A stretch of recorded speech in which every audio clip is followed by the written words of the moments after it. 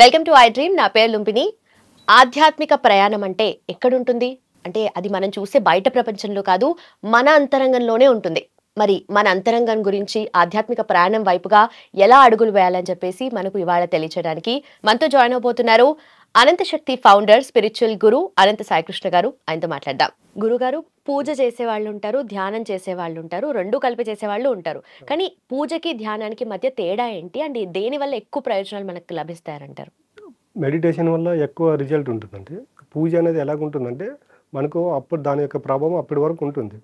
కానీ మనకు life time result కావాలంటే మాత్రం మెడిటేషన్ ఈజే ఇంపార్టెంట్ అండి. మెడిటేషన్ వాల్యూ తెలుసుకుంటే మాత్రం మెడిటేషన్ ఎవరు వదులుకోరు. మనకు గీతలో ఒక శ్లోకం ఉంటుంది. పూజ కోటి సమం స్తోత్రం, స్తోత్రం కోటి సమం జపం, జపం కోటి సమం ధ్యానం అని, ధ్యానం కోటి సమం లయం అని. ఇప్పుడు చూడండి, పూజ కోటి సార్లు చేస్తే జపం చేసినంత రిజల్ట్ వస్తుంది. మనం కొంతమంది మాలలు ధరుస్తూ ఇవి అంటే లెక్క పెడుతూ ఉంటారు, జపం అంటారు దాన్ని. అలా కోటి సార్లు చేస్తే ఏమవుతుందంటే ధ్యానంతో సమానం అంట. అలా కోటి సార్లు ధ్యానం చేస్తే మనిషికి లయంతో సమానం అవుతుంది. ఇక్కడ చూడండి, పూజ అనేది ఎలాగుంటుందంటే, మనం ఒక విగ్రహాన్ని పూజ చేస్తున్నాం. ఆ విగ్రహాన్ని పూజ చేసినప్పుడు ఏమవుతుందంటే డిపెండింగ్ ఇన్ గాడ్, అంటే అక్కడ దేవుని పటానికి పూజ చేసినప్పుడు ఏమవుతుందంటే, దేవుని విగ్రహాలకు పూజ చేసినప్పుడు ఏమవుతుందంటే, నాకు ఏ కష్టం వచ్చినా ఈ భగవంతుడే తీరుస్తాడని భగవంతుని పైన డిపెండ్ అవుతాం. కానీ మనం ఇక్కడ బాగా అబ్జర్వ్ చేస్తే మనకు ఎక్కడ కానీ ఈ భగవంతుడు నన్ను పూజించండి అని ఏది చెప్పలేదు. భగవద్గీత మొత్తం తీసుకోండి, మీరు ఏ శ్లోకం చదివినా శ్రీకృష్ణుడు నన్ను పూజించండి అని చెప్పలేదు. శ్రీకృష్ణుడు ఏం చెప్పాడంటే, మీరు మెంటల్గా స్ట్రాంగ్ ఉండండి, మీరు నేను గీతలో ఏదైతే చెప్పినా దాన్ని పాటిస్తే చాలన్నాడు. మీరు భగవద్గీతలో గ్రంథం తీసుకొని మీరు ఏ పేజ్ అయినా ఓపెన్ చేయండి, దాంట్లో మనకు ప్రజెంట్ లైఫ్లో ఏదైతే జరుగుతున్నాయో దానికి సంబంధించిన ఇన్ఫర్మేషన్ ఆ పేజీలో ఉంటుందండి. దానికి ఇప్పుడు మనకి భగవద్గీత అనేది ఎప్పుడో ద్వాపర యుగంలో చెప్పారు, దాన్ని శ్రీకృష్ణుడు అర్జునుడికి చెప్పాడు. కానీ ద్వాపర యుగంలో దాని యొక్క వాల్యూ, దాని యొక్క ఇంపార్టెంట్ అప్పుడు అవసరం లేదు. ఎందుకంటే వాళ్ళతో మమేకమై జీవించేవాళ్ళం. కానీ ఇప్పుడు కలియుగంలో భగవద్గీత యొక్క వాల్యూ చాలా మందికి అవసరం అండి. ఎందుకంటే మనిషికి ఇప్పుడు ఎలా ఉందంటే, కలియుగం ఇది.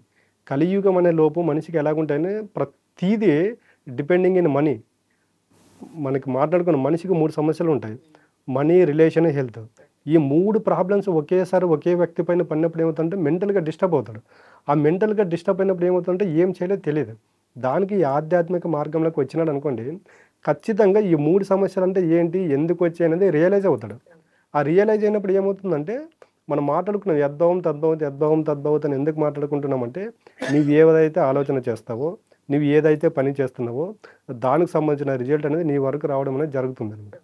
కాబట్టి ఈ 3 నుండి మనిషి బయటపడాలనుకుంటే మాత్రము ఫస్ట్ తత్వం అనేది బోధపడాలి. తత్వం బోధపడాలంటే పూజతోనే స్టార్ట్ చేయండి. మీరు ఏదో ఒక దేవుణ్ణి మీరు బలంగా నమ్ముతున్నారు, అదే దేవుణ్ణి పూజ చేయండి. ఆ పూజ కూడా ఎలా ఉండాలంటే ప్రతిఫలం ఆశించి చేయకూడదండి. నేను ఏదో పూజ చేయడం వల్ల ఆ భగవంతుడు నా కోరికలు తీరుస్తాడు, ఆ పూజ చేయడం వల్ల నా సమస్యలు తీరుతాయని మాత్రము పూజ చేయకండి. ఎప్పుడైతే ఎలాగుండాలంటే, మనం పూజ చేసేటప్పుడు ఏది ప్రతిఫలం ఆశించకుండా చేయాలి. ప్రతిఫలం ఆశించకుండా మీరు ఎప్పుడైతే పూజ చేస్తారో మీకు 100% రిజల్ట్ ఉంటుందండి. అయితే మీరు చెప్పిన దాంట్లో నాకు నిజంగా చాలా వ్యాలిడ్ అనిపించింది. ఎందుకంటే ఎక్కడ కూడా నన్ను పూజించండి అది ఇది అని చెప్పేసి ఉండదు. ఇప్పుడున్న ఏవైతే ధ్యాన మందిరాలు ఉన్నాయో, ఏవైతే మనం టెంపుల్స్ అని అనుకుంటున్నామో, ఒకప్పుడు హిస్టరీలో చూసుకుంటే, ఏన్షియంట్ టైమ్స్లో చూసుకుంటే అవన్నీ ధ్యాన మందిరాలే, మెడిటేషన్ ప్రేయర్ హాల్సే ఉన్నాయి. దాని తర్వాత పూజలు చేయడము, వ్రతాలు అవన్నీ తర్వాత వచ్చాయి కదా. అవునండి. ఇప్పుడు దాన్ని మనం ఎలా తీసుకోవాలి? ఎందుకంటే ఫస్ట్ మెడిటేషనే ఉండింది, దాని తర్వాత వచ్చిందే కదా పూజ.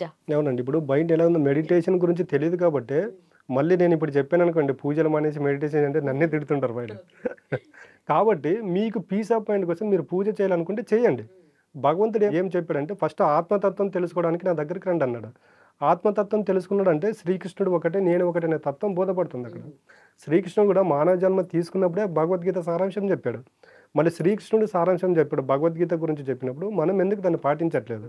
ఒకసారి మనం ఎవరైతే మనం కొలిచే దేవుళ్ళను వాళ్ళు ఏం చెప్పారో, వాళ్ళ యొక్క మనము ఇతిహాసాలు, పురాణాలు తీసుకున్న మనిషి ఎలా జీవించాలని వాళ్ళు చెప్పాడు అనుకోండి, వాళ్ళు చెప్పిన దాన్ని పాటిస్తే చాలండి. మనం ఎక్స్పెషల్గా వాళ్ళకి పూజ చేస్తే మన సమస్యలు తీరుతాయనేది మనము నమ్మాల్సిన అవసరం లేదు. జీవించి చూపించారు కాబట్టి అది మనము ఇంప్లిమెంట్ చేస్తే ఎగ్జాక్ట్లీ రియాలిటీ అండి అది.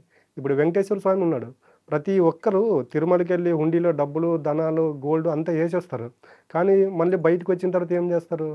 ఒక వ్యక్తిని మానసికంగా పీడించడము, శారీరకంగా పీడించడం. అప్పుడు ఏమవుతుందంటే నీవు అక్కడ 100 కోట్లు వేసి వచ్చినా నీకు పుణ్యం రాదు. ఎందుకంటే భగవంతుడు ఏం చెప్పాడు? నీవు ధర్మంగా ఉండు, నన్ను ఎలాగైతే పూజిస్తున్నావో ప్రతి ఒక్కరిని అదే భావంతో చూడని చెప్తున్నాడు.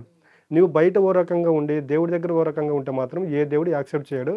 నువ్వు చేసే పూజలకు కూడా రిజల్ట్ ఉండదు. కానీ మెజారిటీ చేసేది అదే కదా, బయట చేసే పాపాలు బయట చేసేసి దాన్ని దులుపుకోవడానికి, దాన్ని వదిలించుకోవడానికి మళ్ళీ దేవుని దగ్గరికి వెళ్ళి ధ్యానం చేయడం ఇవన్నీ చేస్తుంటారు. అవునండి. దేవుడికి మనిషికి సంబంధం లేదు. ఇప్పుడు నేను తప్పులు చేసి నీకు ఉండిలో డబ్బులు వేస్తాను, నా కష్టాలు తీర్చంటే దేవుడికి ఏం సంబంధం? అది ఈ పాపాలు నువ్వే చేసావు కాబట్టి దీనికి సంబంధించిన కర్మ అనుభవించాల్సిందే, దాన్ని తప్పించుకోవడానికి లేదండి. కాబట్టి భగవంతునికి మనం చేసే కష్టాలకి, మనం ఉండిలో చేసే డబ్బులకు మాత్రం ఎటువంటి సంబంధం లేదండి. మీకు నిజంగా కష్టాలు తీరాలనుకుంటే మీరు ఎటువంటి ప్రతిఫలం ఆశించకుండా భక్తితో ఆ దేవుణ్ణి చూపించిన ధర్మాన్ని పాటించండి. అప్పుడు మీరు నిజమైన భక్తులుగా మారుతారు. నీకు ఏ దేవుడు కూడా నాకు బంగారు ఇవ్వండి, తర్వాత హుండీలో డబ్బులని ఏ దేవుడు చెప్పలేదు. భగవంతుడు ఏం చెప్పాడంటే మీరు పూలు తీసుకొచ్చి పూజ చేసినా, పండ్లు తీసుకొచ్చి పూజ చేసినా, మీకు ఎంత స్తోమత ఉండి మీరు భక్తితో దేన్ని పెట్టి పిలిచినా నేను మీ దగ్గరికి వస్తానని చెప్పాడండి. కాబట్టి నిజమైన భక్తికి మార్గం అంటే అదేనండి. నిజంగా థ్యాంక్ యూ సో మచ్. ధన్యవాదాలు గురుగారు. నమస్కారం. And for more videos, Please subscribe to iDream. Please subscribe to iDream. Please subscribe iDream. And please subscribe to iDream. For more videos, subscribe to iDream. please like, share and subscribe to the channel. Congratulations, iDream. Subscribe to iDream. Subscribe to iDream. So subscribe to iDream Media.